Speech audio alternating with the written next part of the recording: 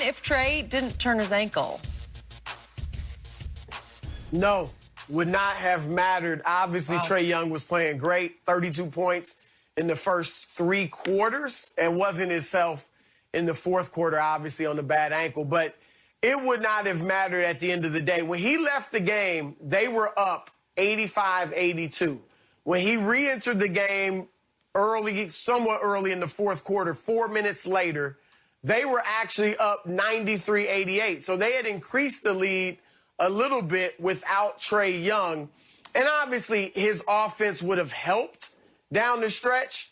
But Trae Young, his ankles could have been bionic, and he wasn't going to do anything to stop Khris Middleton. Khris Middleton is why the Hawks lost the game.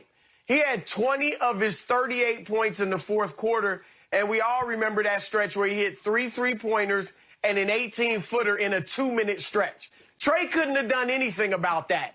And that's why it would not have mattered. Obviously, he gives you more offensively, but defensively, he is a major liability.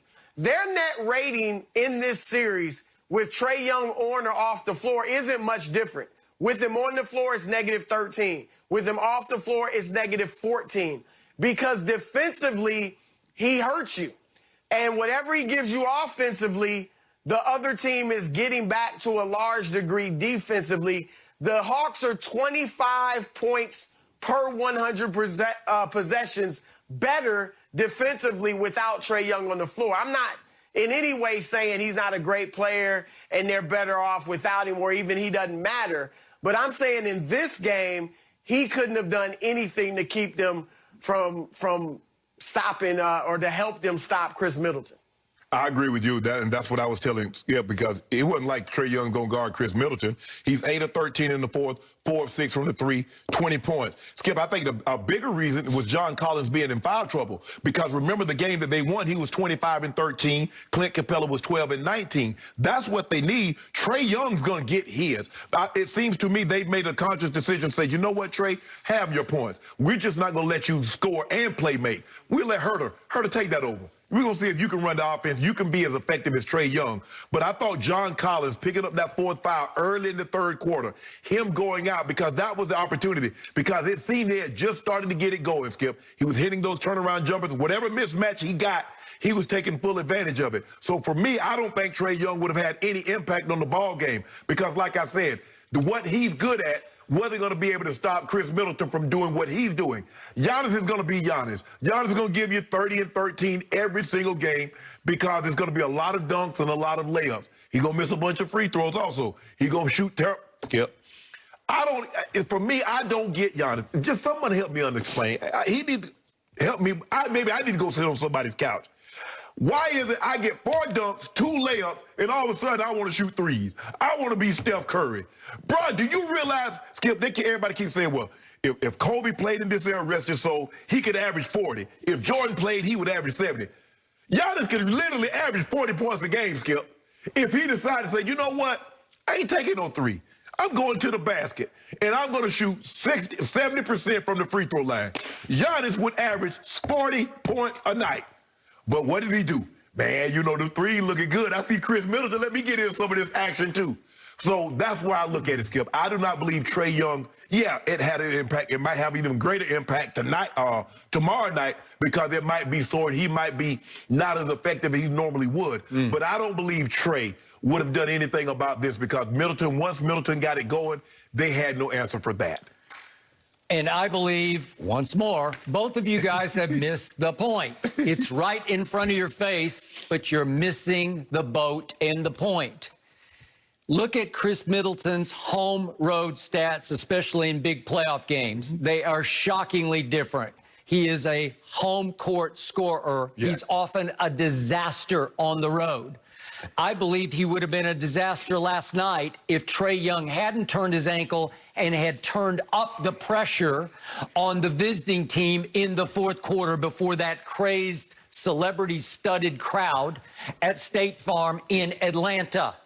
We all know that the Hawks go as little Trae Young goes. He is their spark. He provides the spunk, the swagger. He is their little spitfire of a detonator on offense. On defense, he hides, but he occasionally gets his hand on balls and disrupts and steals and ignites fast breaks. They need him to be Trae Young.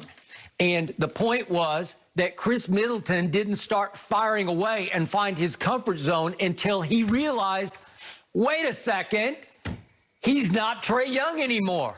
All of a sudden, the game was begging to be won by the visiting team because when Trae Young finally did re-enter the game, as Khris pointed out, up 5 with 8:44 left in the game, it was clear from the first step on the floor, oh, he doesn't trust his ankle at all. He's not even going to try on offense. He did make the 1-3. They left him unguarded. But after that, he missed his last 3 shots. And what did he do to Philly in Game 7? He salted the game away by getting to the free throw line. Right. In Game 7 at Philly in the fourth quarter, he was 1 of 7. He was 0 of 4 from 3 in the fourth quarter, but he made 9 out of 10 free throws. Last night, down the stretch, he got to the free throw line 0 times because he didn't even try to push off his right foot and ankle. So mostly, all I saw from Trae Young was he disengaged on offense. We know he disengages on defense, but on offense, he just tried to play decoy and go stand in the far corner. Herter, you run the point. What? You want me to do this now?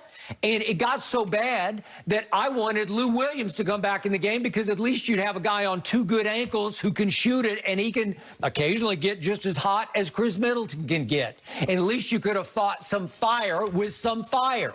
This way, they got outscored, the Hawks did, from the moment Trae set foot back on court. They got outscored 25-9 down the stretch because he was a liability for the Atlanta Hawks. And I will promise you, if you could have put Nate McMillan on a lie detector after about 3 minutes of watching that nothing, I think he wanted to put Lou Williams back in the game. But no, you can't do that. Trae Young is the darling of the crowd. He's everything to the Atlanta Hawks. But Khris, he's almost like Michael Vick big in Atlanta right now. Can I ask you a question? When did Lou Williams turn into Ben Simmons on defense? Lou Williams is a liability on okay, defense. but you need somebody who can score because they scored 9 points in the last 8:44. Skip, did you realize how many points Lou Williams had for the entire game? I don't care. He's still got. We've seen him do it even in this playoff run. He's obviously long in the tooth, but I'll take him over Trae Young. Who'd you want last night? Trae Young in there moping around, grimacing on his ankle? Man, stop. The man ankle hurt. Well, hold on, Chris. You mean to tell me somebody might have an ankle injury and not be 100%? Oh, you. Who are you talking about? Skip Bayless. Now you don't have any notes. I don't need no notes. Yes, you do. Skip Bayless, you've been talking about, I know a guy that got injured in February or was it March? Whatever happened to him? Don't worry about what happened to him. Where did he go? I tell you what, he said, you know what? I held a boat because I knew the Clippers were going to be joining me shortly. So I didn't leave the pier just yet. Well, y'all going fishing too tonight. He's been fishing for about like 2 months. That's okay. Don't worry about it. That's okay. But Skip Bayless, you know how ankles are. You talk about a basketball player, that everything is from the waist down. Okay. What did I see? I was sitting courtside. Game 6, 1988, out here, not at Staples, because there was no Staples, at the fabulous Forum. Yes. I saw the bad boy Pistons up 3-2 on the Lakers of Magic and Kareem and Worthy. And what happened? Isaiah Thomas, little 6'1" guard, who knew? He goes off on the Lakers in the third quarter. He'd scored 14 in the third quarter, and he turned his ankle terribly, turned it completely over. And he sucks it up because they're old school, and he just said, I'm staying. I'm going to limp around. I'm going to score some more. He scored 11 more points in the third quarter on that ankle. I saw it up close and personal right after the game. I was standing right beside Isaiah in the locker room. It was this big. It was a grapefruit. It was horrendous. It was so bad that he managed to score. That day he'd scored 43. But in Game 7, he tried to limp around on it. He scored 10 points in Game 7, and they barely lost. But in this game, they hung in until the bitter end, and there was a phantom foul on Bill Laimbeer, and Kareem got 2 free throws he did not deserve, but he made them, and they won the game. But, Chris, I think you'll attest to this. Guys are different back then than what they are now. Guys would play through more. Guys would inject themselves. Them guys would take shots and take painkillers and do whatever. It's kind of the same thing in football, Skip. Guys were willing to do more with the injections, and I think now guys like, I'm gonna make $45 million regardless. I'm That is correct. not gonna risk my body or risk long-term harm. Maybe their agent texts them in the locker room when you're about to get injected, and he says, "Why risk it? Yeah. Well, why? Yeah. So I Why don't bother?" Right. Yeah. Go ahead, Chris. There's no chance one of these guys is playing on that ankle with the way Isaiah did in that game. Now, I will say this. Remember Grant Hill? Yes. He was in Detroit getting the pressure, right? Oh, Isaiah played through injuries, and Grant, yeah, he's great, but he can't even win a playoff series. So he played on the bad ankle. It ruined his career. We know what happened next. Obviously, the rest is history. It ruined his career. He played. I think Trey is fine for the most part. I don't think it's a bad injury, but they will be extra cautious, don't you think? I mean, Grant is in the